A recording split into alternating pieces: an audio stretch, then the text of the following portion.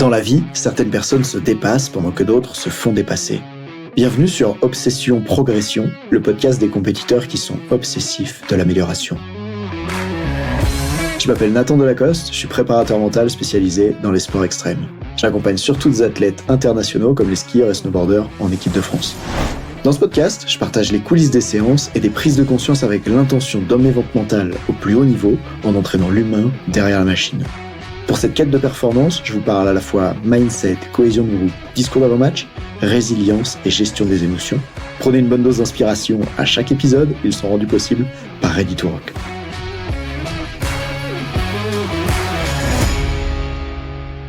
Je viens de terminer une séance avec un skieur en équipe de France et en fait, ce qu'on a pris conscience pendant la séance, c'est que pour être un skieur performant, il suffit pas juste de boire et de manger, il y a autre chose en soi à nourrir. En réalité, un être vivant, un humain, qui boit et qui mange, il peut pas vivre, il peut juste survivre. Probablement que ça suffit pour maintenir ses fonctions vitales engagées, mais ça suffit pas pour qu'il y ait une forme de vie à l'intérieur. Je crois qu'en chacun de nous, sommeille, et d'ailleurs c'est mieux s'il sommeille pas, un enfant intérieur. Pourquoi je vais te parler de ça maintenant ? Parce que c'est super important, en fait c'est trop important pour plein de trucs, mais je vais essayer de résumer ça, de remarquer comment le plaisir est au service de la performance dans un monde où on te dit il faut travailler dur pour réussir, et d'ailleurs dans la culture du sport du haut niveau, il y a ce truc de il faut devenir un athlète professionnel, il faut être discipliné, il faut travailler dur, et je vais te montrer comment par endroit, plus tu deviens professionnel, plus tu travailles dur et plus tu minimises tes chances de réussite et de perdurer à long terme. On va parler de ça parce que justement, j'ai eu cette séance avec ce skieur en équipe de France et il s'est passé plusieurs choses.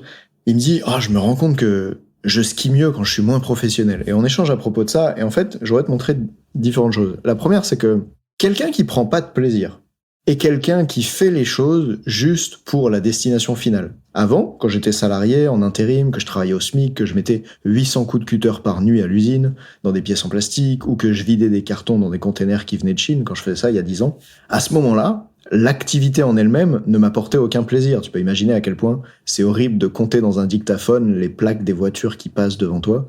Ça n'a aucun intérêt, si ce n'est celui d'être payé. Et à ce moment-là, du coup, je faisais cette activité juste pour le résultat final, c'est-à-dire l'argent qui est versé sur mon compte. Le problème, c'est qu'un athlète qui fait ça, il a deux problèmes. C'est que les salariés en France, chaque heure où ils travaillent, ils sont payés. Un sportif de haut niveau qui travaille, il y a de grandes chances qu'il soit pas payé. C'est quoi la destination que veut atteindre un sportif de haut niveau ? Alors pour certains c'est l'argent, mais ce que je veux dire, c'est surtout le podium, le fait de performer. Sauf que, contrairement au monde du salariat où chaque heure que tu travailles t'es payé, dans le monde de la performance, tu peux travailler extrêmement dur et ne pas obtenir de résultats. Du coup, qu'est-ce qui se passe pour un sportif qui travaille ? Eh bien, quand il arrive en compétition, il y a un enjeu énorme sur la compétition puisque il a fait tout ce travail pour pouvoir atteindre ce résultat. C'est comme si j'étais salarié et que j'avais travaillé pendant 100 heures ce mois-ci et qu'on allait décider si je vais être payé ou pas en fonction du résultat que je vais obtenir dans la prochaine heure. T'imagines la tension que ça crée ? Et donc, ce que j'aimerais que t'entendes, c'est que moins les athlètes ils prennent de plaisir sur le chemin, plus ça crée de la tension, de la pression, de l'enjeu à propos de l'événement, à propos de la compétition, à propos du jour J, puisqu'elle va être la seule chose qui vient renforcer, qui vient valider le fait qu'ils aient fait tous ces efforts avant. Et c'est comme ça qu'on se retrouve des fois avec des athlètes qui disent « Ah, mais j'ai l'impression d'avoir fait tous ces sacrifices pour rien », parce qu'ils perçoivent le chemin comme un sacrifice. Et souvent, c'est ceux qui ont lâché le jeu qui d'ailleurs généralement les a fait démarrer. Aujourd'hui, quand j'accompagne un skieur en équipe de France, en général, il est sur les skis depuis qu'il a 3 ans, et à 3 ans, il skiait pas parce que c'était son travail. À 3 ans, et à 13 ans, et plus tard, il skiait juste parce qu'il kiffait ça, en fait. Il aimait les copains, il aimait la glisse, il aimait la poudreuse, il aimait jeter des boules de neige. Et mon rôle, à ce moment-là, c'est de les aider à se reconnecter au plaisir. Ok, donc on a vu ensemble la première étape. La première étape, c'est comment mettre du plaisir sur le chemin, comment rendre le chemin intéressant, permet de diminuer l'enjeu sur la destination finale, sur le jour de la compétition. Deuxième étape, pour pouvoir mettre du plaisir sur le chemin, il faut s'y autoriser. Parce que c'est pas toujours bien accepté, en fait, de s'y autoriser. Et là, j'aimerais parler à tous les entraîneurs d'ailleurs, j'ai fait partie d'eux avant, les préparateurs physiques qui développent la culture du travail, de la discipline, et qui mettent des « il faut » dans chaque phrase. Il faut travailler dur, il faut s'étirer, il faut arriver à l'heure à l'entraînement. Ça me fait penser à, du coup, ce skieur que j'accompagne. Tout à l'heure, dans la séance, il me dit « je peux pas faire ça, sinon je vais être fatigué ». Et c'est à ce moment-là qu'il prend conscience, quand on échange, que Il voyait son énergie comme une batterie, c'est-à-dire il se lève le matin, et puis il s'est rechargé pendant la nuit, sa batterie elle a une certaine quantité d'énergie. Il va se coucher le soir avec l'énergie qui lui reste. Et toute la journée, chaque activité qu'il effectue vont venir diminuer son niveau d'énergie. Sauf que ce modèle-là, cette façon de voir l'être humain et son fonctionnement, elle est pas bonne. L'être humain, il fonctionne pas juste comme une batterie. C'est pas un truc qu'on remplit la nuit et qu'on vide toute la journée. L'être humain, il peut aussi se remplir la journée. Et pour ça, t'as juste à te poser la question suivante. Souviens-toi de la dernière fois où, dans ta journée, une activité allait démarrer. Et au moment où cette activité allait démarrer, tu te sentais vide, ennuyé, épuisé, t'avais peut-être envie de dormir ou de rien faire. T'as démarré cette activité, et en sortant de l'activité, t'avais beaucoup plus d'énergie que quand t'es rentré dedans. Pourtant, c'est bizarre, c'était pas du sommeil, c'est pas le sommeil qui t'a rechargé à ce moment-là. Pour ce jeune, quand je lui ai parlé de cette situation, la première chose qu'il m'a dit, c'est « Ah oui, c'est le spike ball. Des fois, on a entraînement le matin, et l'après-midi, c'est l'heure de la sieste, j'ai envie de dormir et tout. Mais finalement, on va jouer au spike ball, et quand je ressors du spike ball, je sais pas si tu connais ce jeu d'ailleurs, je me sens tellement mieux. » Et en fait, ce qu'on peut voir, c'est que pendant le spike ball, il avait vécu un état de flow, et l'état de flow, c'est quelque chose qui est très nourrissant. Tu peux retourner voir mon podcast à ce sujet, je sais plus quel numéro c'était, mais il s'affichera. Et je t'invite du coup à remarquer de quelle manière il y a des activités que tu peux faire qui te nourrissent. C'est pour ça que j'ai commencé à parler de cet épisode en disant, c'est pas juste l'eau et la nourriture, c'est aussi comment est-ce que tu nourris ton enfant intérieur, quelle nourriture tu lui donnes. Et le sommeil, c'est pas une nourriture pour l'enfant intérieur. Il a besoin de jouer, de faire quelque chose qui lui plaît, quelque chose qui est agréable. Et donc j'ai continué avec ce skieur en équipe de France. Je lui ai dit, ok, ferme les yeux et repense aux 3 plus grandes performances que tu as fait dans ta vie. Ça tombe bien, c'était cette saison. Il repense à ces 3 plus grandes performances de sa vie, et je lui dis, lors de ces performances-là, à quel point est-ce qu'il était nourri ton enfant intérieur juste avant que tu performes? Et il a été capable de voir que le jour même ou la veille, il avait pris du temps pour nourrir son enfant intérieur. Par exemple, il y a la veille d'une compétition où il avait été parler avec des copains du collège qu'il n'avait pas vus depuis longtemps. Il y avait une veille de compétition où il avait été jouer aux fléchettes et déconnecté complètement du ski, juste rigoler avec des copains et jouer aux fléchettes. Puis il y avait un autre événement, je sais plus exactement lequel, et il a pu remarquer que à chaque fois qu'il a été très performant, c'était suite à des moments qu'il avait nourris. Et donc pour écraser encore un peu plus le coup, j'ai dit ok, cherche si tu veux d'autres de tes plus grandes performances, et je suis sûr que t'en trouveras pas à des endroits où t'étais pas nourri au niveau de l'enfant intérieur. En effet, la discipline, le travail, il faut travailler dur, ça peut te permettre de faire beaucoup d'efforts. Et c'est comme ça que, par exemple, des gens se retrouvent à accepter de bosser à l'usine pendant des années parce qu'ils obtiennent leurs résultats qu'ils veulent, c'est-à-dire gagner leur argent pour pouvoir vivre leur vie, faire vivre leur famille, etc.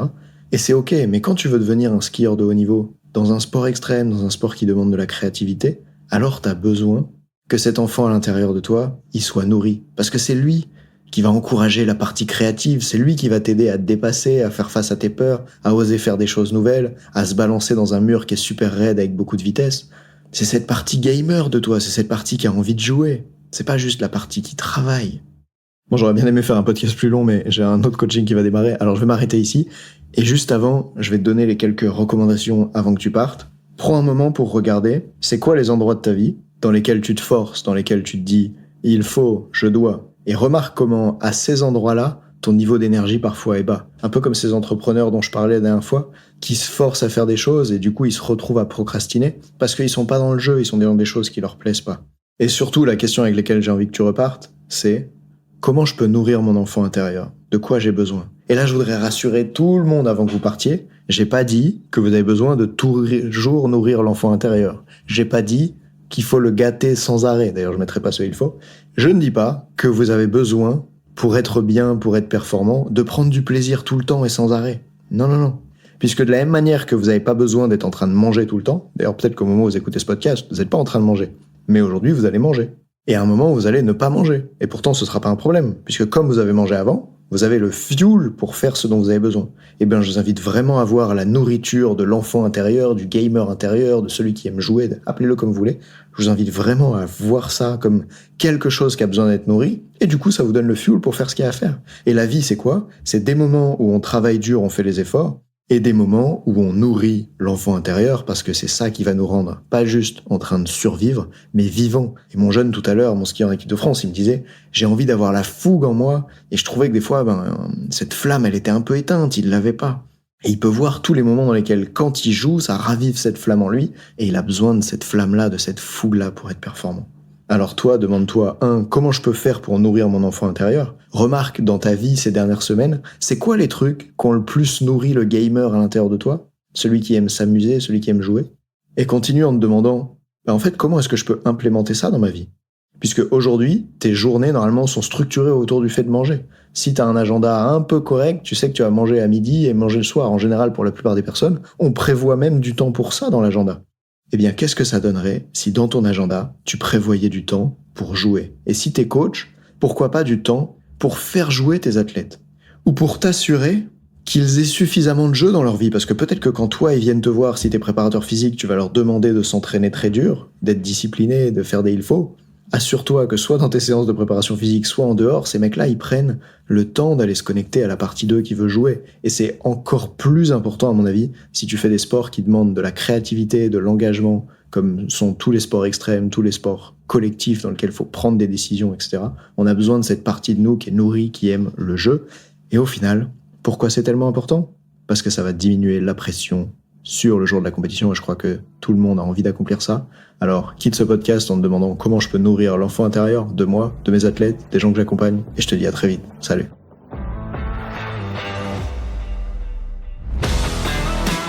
On dit souvent que le mental, c'est 70% de la performance à haut niveau. Pourtant, rares sont ceux qui l'entraînent au moins 10% du temps.